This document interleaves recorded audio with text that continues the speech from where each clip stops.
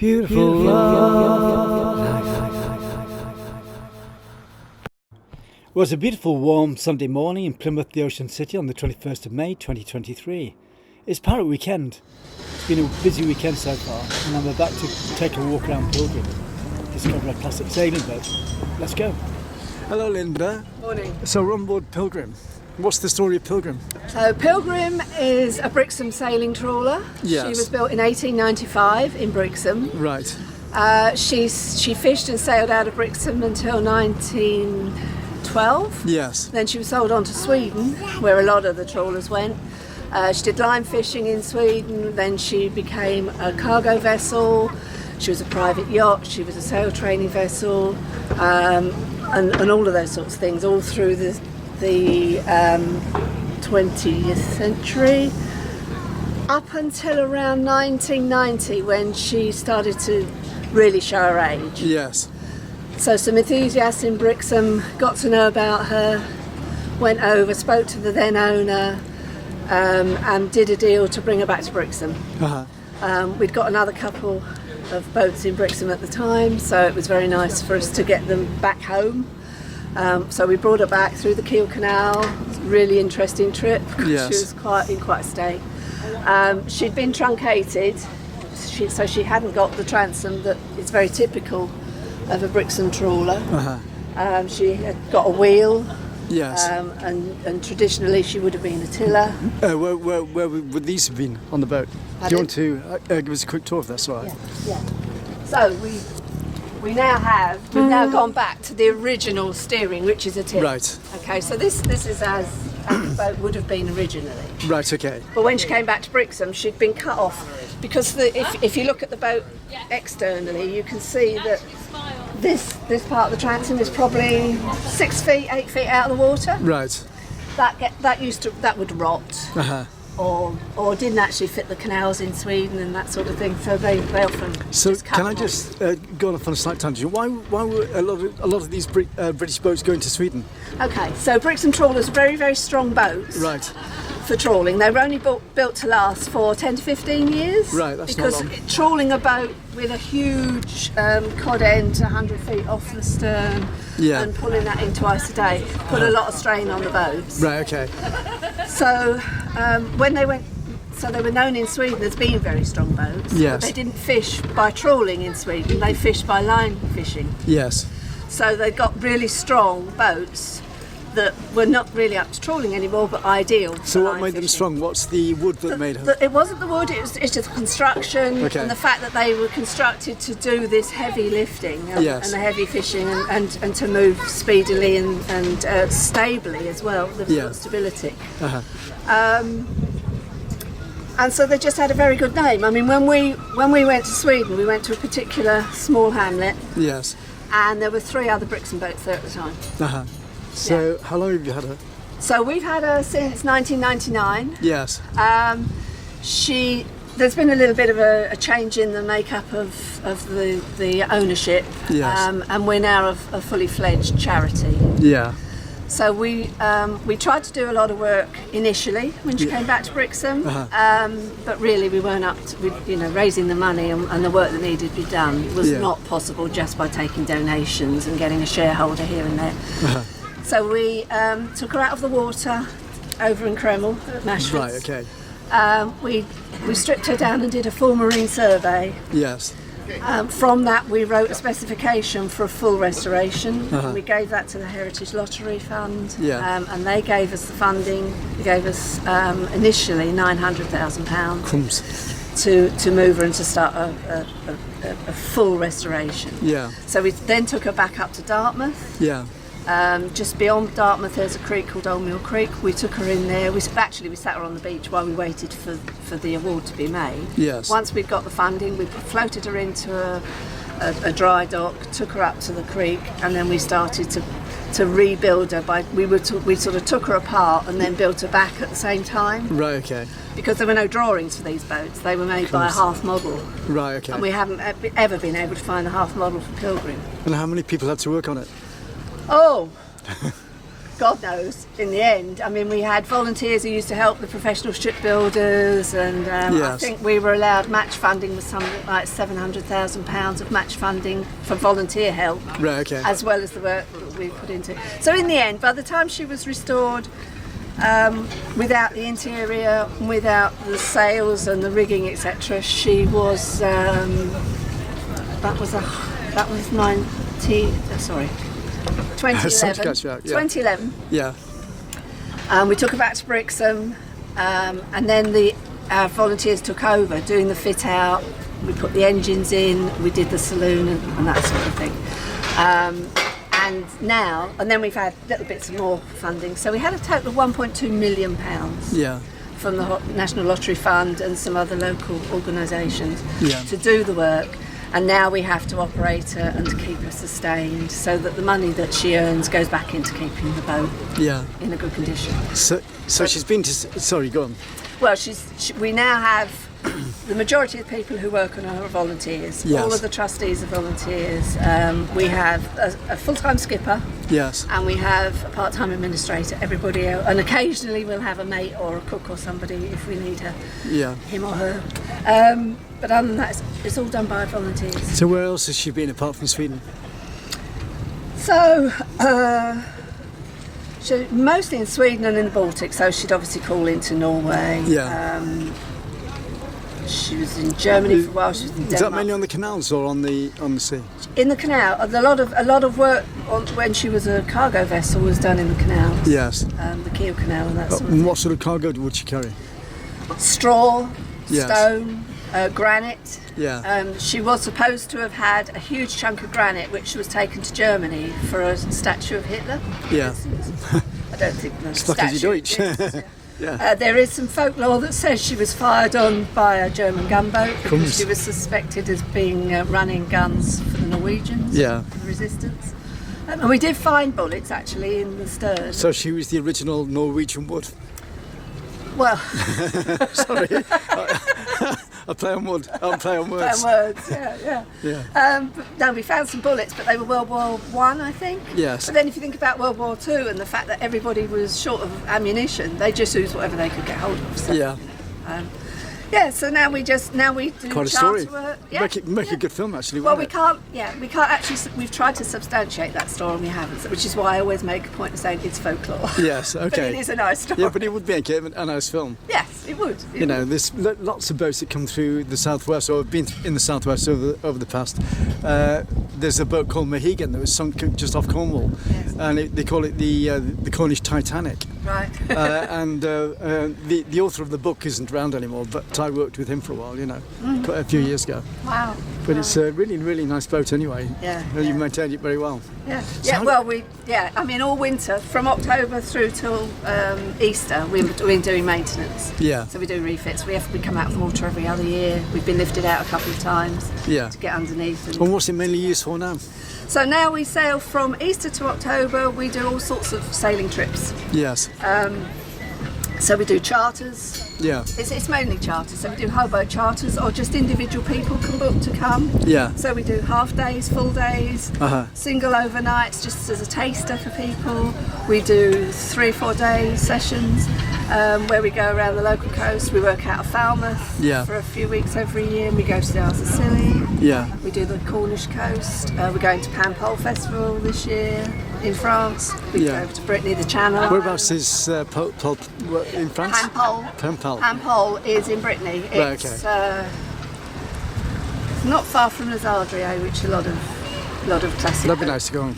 Yeah, and we've been there as well. Yeah, so depends. If someone wants to charter you and take you to a particular place, then. And what's the worst conditions you've been in on the boat? Force 10. Yeah. Where was that? Halfway across the channel. Right. Supposed to be getting better. Yeah. Got worse. That was interesting. That was really interesting. Boat full of people. Boat is incredibly strong. It's the people.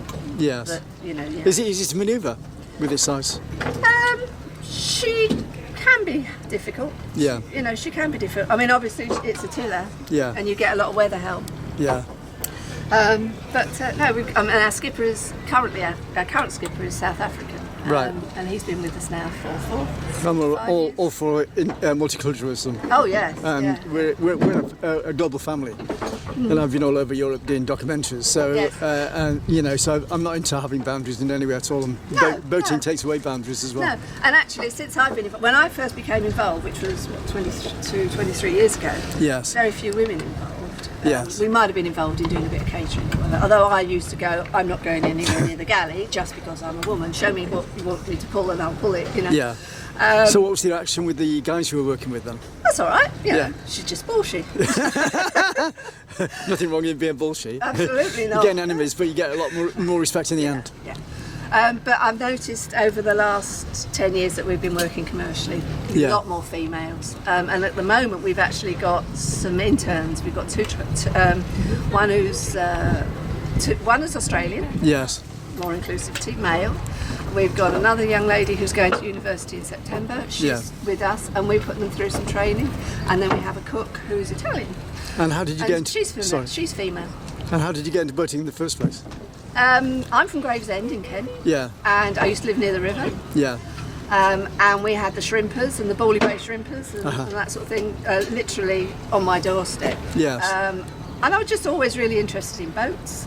And I moved to Brixham in 1999, and this boat was moored adjacent to where I was living, and it was kind of red sails. So I was used to seeing the Thames barges with red sails as well as the shrimpers. They all had red sails, and it was kind of, there's something familiar then. Did you know you could go sailing on it? You know. Yeah.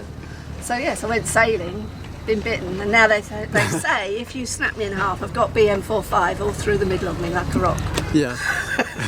Nice one. Just been bitten, you know. Is there any areas of the boat you can show us? I can show you around the boat. So obviously the transom, and it was built high out of the water for speed. Right. Okay. So as I say, this is way off of the water, so that when you were trawling, so you were trawling the net off the port side, off the main mast, you would do 2 trawls a day. Yes. 3 men and a boy, that's all that sailed them. And you trawl that behind you, and that made you cut through the water nice and quickly, because you need, I think 7 knots was the optimum speed for fishing. Yes. So then when the hole was brought up, it was brought up into the middle of the boat. There are people milling around, sorry about that. Right, okay. So the main I'll come in on the other side because we're getting having like problems there. Okay. So obviously the mizzen mast. Yeah. And it's gaff rigged. So we've got a mizzen and a main.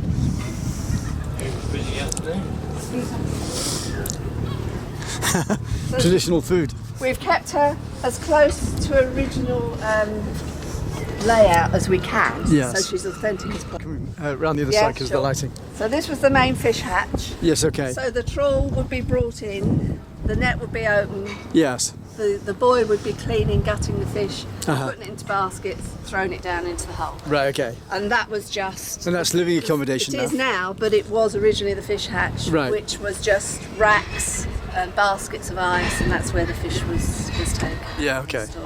Nice one. Then there was a capstan, probably mid-deck there where the life rafts are. I mean, obviously we have to make some concessions to safety and things in the 21st century.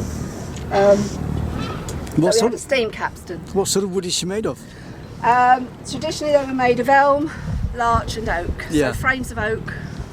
So the keelson and everything is oak. Is that nearly all classical boats made of those materials? I think so, because in this part of the world, well, usually if you look at the Hamble and places like that, they would build on the edge of the water near a forest. Yes. They'd go in and they'd cut down the local woods, Yeah. which were, in England, oak, larch and elm. So the very typical way of building the boat, with the beams, the keelson being strong oak. Right. If you could afford it, you'd use oak everywhere, but people couldn't always afford that. I mean, this boat cost £667.76 in 1895. Yes. That's equal to about £70,000, I think, these days. Who built her then, originally? Uphams. Yeah, okay. JW&A Uphams in Brixham. Nice one. Yeah. So there's another boat still actually, she's in Plymouth. She's at Will Sterling's yard at the moment. That's Yes. Vigilance. She's just coming up to Yeah, I've met Vigilance before. 100. Yeah. I've recorded her, I think. Okay. So she's having some work done there, but she was built at Upham. Yeah, I think I've been on Vigilance actually. Have you? Yeah. Really nice boat. Yeah. And it was the same people that originally brought Vigilance back to Brixham and brought Pilgrim back to Brixham. Nice one. So it was nice. Okay. So main fish hatch, main mast, Yeah. another gaff sail, of course. Prior to having 2 masts, the boats used to have one main mast and a really big mainsail. But Right, as I okay. said, only 3 people and a boy would sail and fish. Yes. And they were really difficult to contain, to steer, and just getting the sail up was difficult. Yeah. So they soon adopted this method of making this smaller, Yes. making the beams smaller, and putting a second mast in, which made it easier to handle for a small crew. Yeah. Okay. And then we have a retractable bowsprit. Yep. Oops. So retractable bowsprit here, that obviously, We're going to be walking the plank in a minute. and another fish hatch, which was sails. Oh right, and, this is interesting. and this was a winch for helping you to pull up the trawl. Right. Okay. So it Nice helps you one. to pull up the trawl. Yeah. And the bowsprit obviously goes out, and you've got staysail, and then on the end of the bowsprit you would rig a jib and then a flying jib above that. Nice one. Yeah. So we've got 7 sails. And what's this? Oh, we've got an anchor. Oh right, In that's the old the days, that's you the pulley would throw system an for the anchor. out. You wouldn't really anchor that often. Yeah. But you'd throw an anchor out, but just for modern day Right. safety and whatever. The anchor chain, there's an anchor locker down there. The anchor goes out on hydraulics if we want Yeah. to work for bringing it back and controlling it to go down. What sort of an engine does she have? She's got 2 Doosan 180 horsepower. Yeah. Nice one. But they're only used to get us to where we need to be and to get into port, really. Yeah. Because we run to a timetable with our schedule. We've got to be in a certain place at a certain time. So Yeah. we try not to motor. And there's nothing nicer than turning off the engine and actually sailing. And listening to the Listening to the waves. wind and the wave. Playing with the dolphins. Yeah, nice So one. it's just beautiful, yeah. Okay. Right, thanks a lot for your time. That's okay, it's a pleasure. Cheers. How can people contact? We've got a website, Yeah. pilgrimofbrixham.org.uk. Yeah. And you can find all sorts of information on there. You can join as a member, you can make donations, you can book sailings, which Lovely. is lovely. And come sailing with us. We take 10 people with us and we have a crew of 5, so no more than 15 people on the boat. And how long in advance do you need to book these days? If there's a berth, we'll take you. Yeah, okay. Nice You know, one. but most people tend to book at least a couple of weeks in advance. But Yeah. It's always worth making an inquiry. And whole boat charters, it's a lovely thing for a family or a group of friends to do. So you're at Pirates Weekend in Plymouth Barbican. Have you been in the Barbican before? We were here, I think, around 2003, perhaps, Yes. with Vigilance. But I wasn't involved in actually sailing her at that time, so Yeah. I'm not absolutely certain. And we've been in at Sutton Harbour before for fireworks and things like that. And the skipper we had at the time, we'd sailed up the Tamar, so we'd gone under the bridge. Yes. And then we sailed back and we went over the bridge, the submersible bridge with Yeah. Okay. So we had a great day that day, and we were, and it was a glorious day for weather. Yeah. So we were jibing and tacking around inside the Sound there for 2 or 3 hours before we moored up and then watched the fireworks. Smashing. Yeah, it was great. Very poetic, really, isn't it? Yes, it is. It's a very romantic idea. Yeah. And and we're obviously very passionate about it, but we love to share her. So Yeah. that's what we try to do. And if we can do that while we're custodians, because let's face it, we're probably not going to be around for another 20, 30 years. We want to hand her over to the next custodian in as good a condition as possible. Well, it's leaving your for as mark in long as history possible. for others to follow through as well. isn't it? Absolutely, because she's in June she'll be 128 years old. Yeah. Well, it's a great place to have her anyway in the historical Barbican, is, where 16 yes. million Americans can trace their ancestry to the Mayflower Steps. Yes. Well, in 2020 we were going to join in the celebrations in Dartmouth. Yes. Because obviously Mayflower went into Dartmouth Yeah. before it came into Plymouth. And we were going to play the part of the speedwell, although I was refusing to sink Yeah. But unfortunately it didn't happen because of COVID, so Yeah. it's one of those things. But yes, I mean it's a fantastic part. It's a fantastic part of the world, and it's a lovely coast to sail. Yes. It really is. Yeah. Really is. Going over to the sea. Well, what the seas are like around here? Well, it's changed actually. I think prevailing winds used to be southwesterly, and so often now we get easterlies and northerlies, and Yeah. with climate change, it's just changing. Yeah, well, I mean, they had the gaffers in last weekend for the round of the Britain sail, Yes. 60th anniversary, and they were having all sorts of problems at sea. Whatever you do, wherever you plan to go, you think about what's usually the prevailing winds and all that sort of thing, and you look at the tide times, and you look at the wind, and then the weather changes overnight, Yeah. and then it will change again during the day. Yeah. So you have to have plan A, plan B, plan C. And you just have to Keeps you on your toes, literally and naturally. yeah, and you just have to go with the weather and do what you can Yeah. for the best sailing as you can, But sometimes, like last summer, there was so little wind around in the summer that we were just, all we were doing was taking the gate out and swimming, Yeah. Well, that's all right. But that's With nice. the dolphins. Yeah, with the dolphins. Nice one, nice one. Right, thanks again for the time. Okay, that's a pleasure. Thank you. Richard. And you're from Cape Town originally, Correct. and you're on Pilgrim. So how did you get to hear about Pilgrim? I heard they were looking for a skipper, and I applied online and interviewed and said come on over, and came over. What boats did you use to sail in Africa? Various boats. I had a schooner there, Yeah. a Gafford schooner, for 30 years, and had a fleet of other vessels as well. So we used to I had an RA school, so we would take people on Marlborough, Madagascar and Kenya and all up that way. Yeah. So various different boats. Had you been to the UK before? Yes, I used to come over almost every year, Yeah. most of my life. Yeah. All my grandparents are from Inverness. Yeah. Yeah. The Scottish element. Yes, yes. So, what's the difference culturally between Africa and the UK, or the area that you're in? For an English-speaking South African, it's very similar. Yeah. Very similar, to over here. So it was a very easy transition into it, and especially coming into Brixham, which is it's just such a fantastic little town and welcoming, so welcoming. It was such an easy transition. Yeah, it's a nice area, the southwest of the UK. It's beautiful, absolutely beautiful. I mean, Cape Town and South Africa is beautiful, but it's just as beautiful in its own way. Yeah. Yeah. Do you go back very often? Every few years. Yeah. Yeah, my children are spread around the world a bit. We've got a son in California, another one in a daughter in New Zealand. My Yeah. youngest is still in South Africa, Yeah. but he'll be moving one of these days. Okay, what's your name again? Richard Smith. Thanks a lot for your time.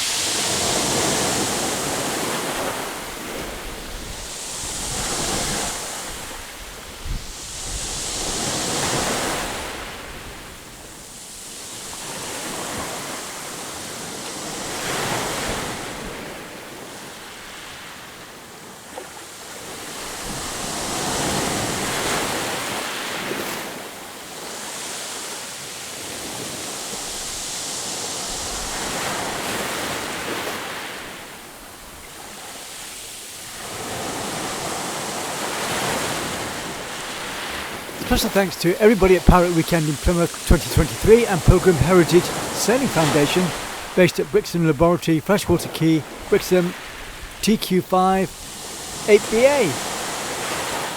You can find their website at pilgrimbrixham.org.uk. 30 years of culture and the arts as a free service on Love Summertime TV. Don't forget to friend and share my videos, subscribe to my channel and support me through PayPal at ccsPhoto1@gmail.com. Thanks for watching the video.